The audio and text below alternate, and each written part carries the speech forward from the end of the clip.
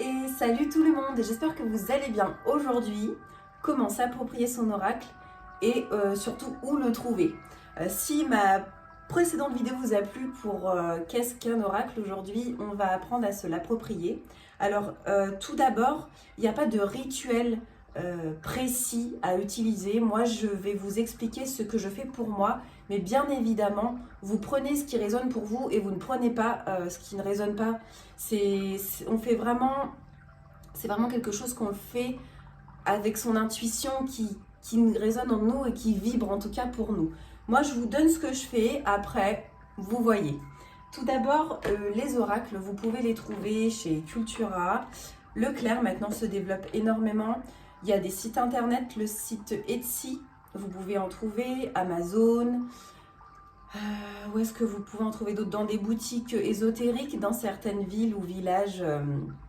Il y en a, par exemple, chez moi à Bernay, je sais que j'ai une boutique. Je vais beaucoup au Cultura d'Évreux pour le immense rayon ésotérisme que j'adore. Quand je vais là-dedans, je suis une vraie gamine, je peux passer 2 heures à tout regarder. Heureusement que je n'emmène pas ma carte bleue ou que je ne l'utilise pas. On va dire plutôt merci à mon conjoint qui m'a offert plus de 90% de cette collection. Voilà. Alors, du coup, aujourd'hui, je vous ai choisi l'oracle de Gaïa que je n'ai pas encore nettoyé, entre guillemets. Quand vous achetez vos oracles, le mieux, c'est de les nettoyer, de les purifier des énergies qui ne sont pas les vôtres. Parce qu'un jeu de cartes, c'est personnel. Vous mettez vos énergies, il va répondre à vos questions. Donc, il faut éviter de le prêter. C'est vraiment quelque chose d'assez personnel, je vous avouerai. Donc, on le nettoie, le purifie. On ne le prête pas à tout le monde. C'est comme sa petite culotte, on va dire, hein, pour être un peu plus précis. Parce qu'après, vous allez même vraiment mettre votre empreinte dessus. Je ne l'ai pas encore nettoyé, il est tout neuf, je ne l'ai pas encore utilisé.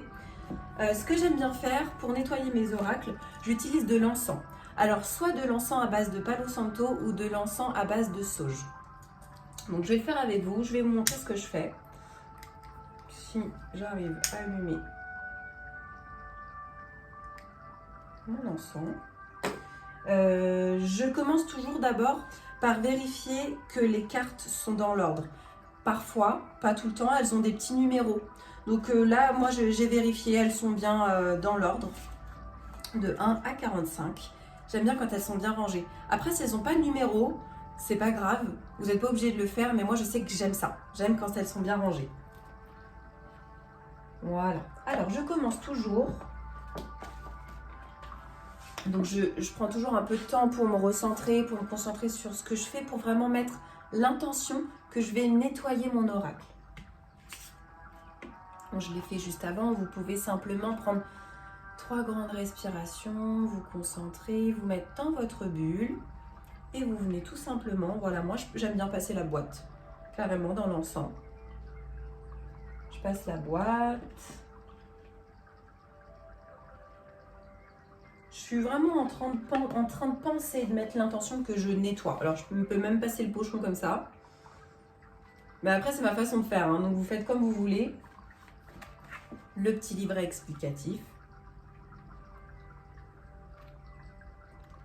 Alors vous mettez le temps que vous voulez, si pour vous 2 petites secondes ça suffit, 2 petites secondes ça suffit, hein.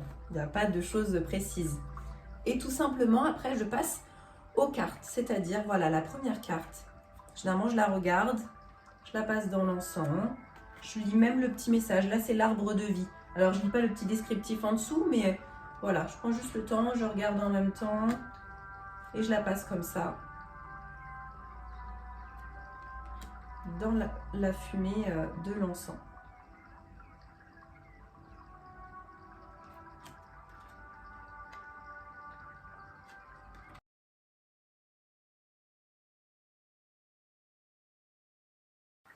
Alors une fois que j'ai passé toutes mes cartes dans l'encens, une par une, je prends le paquet entier et je le repasse de nouveau entièrement au-dessus de l'encens.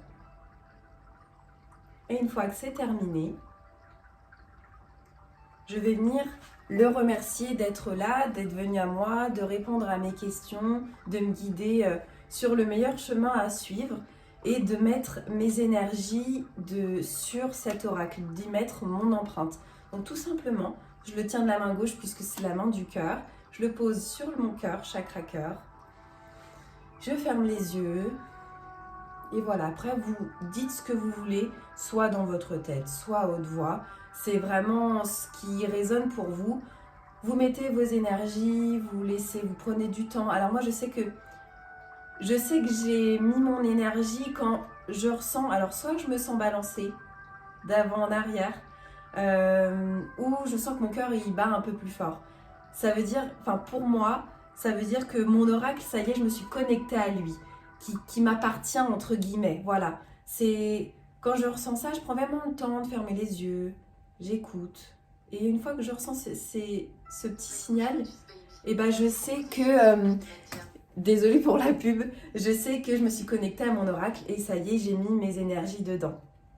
Dessus ou dedans, voilà. Ensuite, je bats les cartes. Je continue de faire circuler les énergies dans mon jeu de cartes, de continuer à y mettre mes énergies, mon empreinte. Voilà, et puis après, on peut se faire un petit tirage. Moi, j'aime beaucoup faire des premiers petits... Une fois que je les ai nettoyés, je les utilise directement. Mais voilà, c'est vraiment ce que moi je fais. Et si j'en ai d'autres, et ben, je les fais... Je les fais à la suite. Alors forcément, quand vous avez un oracle de 70 cartes, c'est un peu moins drôle. Comme l'oracle de l'arbre de vie, je crois qu'il en a 72, c'est un peu long. Mais voilà. En tout cas, ce que je fais quand je m'approprie mes oracles, c'est la même chose, par exemple, pour les oracles en forme de livre. Je prends juste simplement de les passer dedans. Voilà. C'est ce que je fais, en tout cas, pour m'approprier mes oracles. Je prends le temps... Voilà, de regarder une carte, je lis bien toute la description, j'aime bien regarder. En plus, généralement, en début des petits livrets comme ça, il vous explique, l'auteur vous explique comment il a fait cet oracle, pourquoi, à quelles questions ça peut répondre. Parfois, il vous propose aussi comment tirer les cartes avec, il vous propose des tirages. Voilà, alors le tirage en croix comme ça, j'ai jamais vu. Donc, il y a plein de tirages avec 4 cartes, tirage des chakras en arc-en-ciel, alors ça, je trouve ça génial. Tirage des relations, je me fais envahir par l'encens. Vous en avez plein, et puis à la suite, vous voyez, la première carte, l'arbre de vie, il y a toute une explication. Voilà pour ce qui est de s'approprier son oracle. J'espère avoir répondu à vos questions. Vous pouvez aussi, si vous le souhaitez, je sais qu'il y en a qui font ça, vous pouvez également, je vais pousser ça parce que je me fais enfumer, vous pouvez aussi, quand vous voyez que votre oracle ne répond plus trop à vos questions, que c'est un peu confus, vous pouvez refaire ce petit rituel. Vous pouvez aussi poser votre oracle sur une fleur de vie, vous savez, les petites rosaces, vous pouvez l'imprimer chez vous. Il y en a aussi qui les mettent au rayon de la pleine lune pour le recharger en énergie ou pour le purifier, le nettoyer. Vous faites vraiment ce qui résonne pour vous. Si vous avez de la vraie sauge, au contraire, allez-y, passez-le dans la sauge.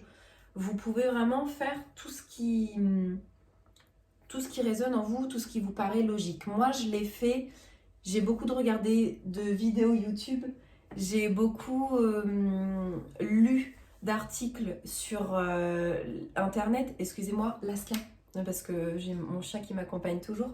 Viens là, tu t'assois pas là-dessus. Parce que dès que je fais du yoga, elle adore se coucher sur les tapis de yoga.